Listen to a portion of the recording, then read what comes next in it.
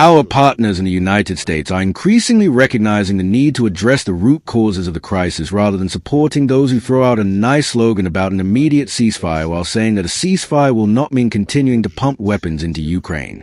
This is precisely the kind of statement that French President Macron made not so long ago. It is positive that the current United States administration does not support this adventurous, confrontational position in favor of continuing the war, but instead seeks to address the root causes of the crisis, which I have said once again today, and which President Putin has repeatedly said. As for the reports that both the UK, France, and Germany want to work out collective security guarantees, we support these guarantees being really reliable.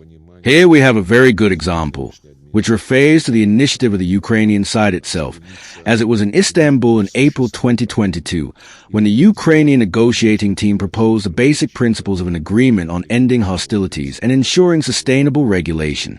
Among these principles were Ukraine's refusal to join NATO or any other military blocs, and confirmation of Ukraine's neutral and nuclear-free status.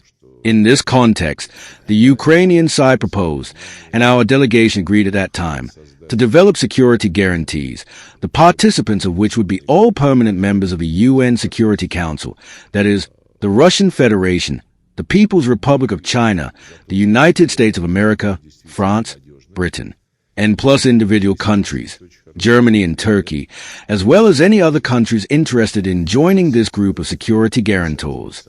In that context, the Ukrainian proposal clearly meant that these guarantees would be equal. The security of all stakeholders, including Ukraine's neighbors, will be ensured on an equal and indivisible basis. This approach was supported by Russia in April 2022. This paper was initialed, and we were ready to sign a formal treaty following this initialing.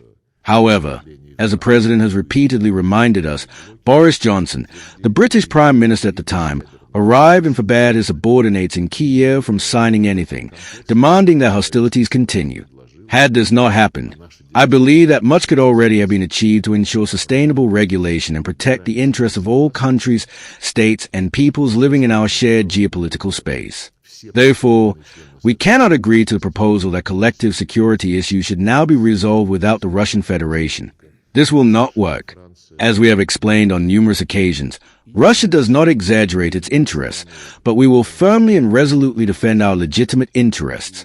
I am sure that the West, and the United States in particular, understands perfectly well that seriously discussing security issues without the Russian Federation is utopian and leads nowhere.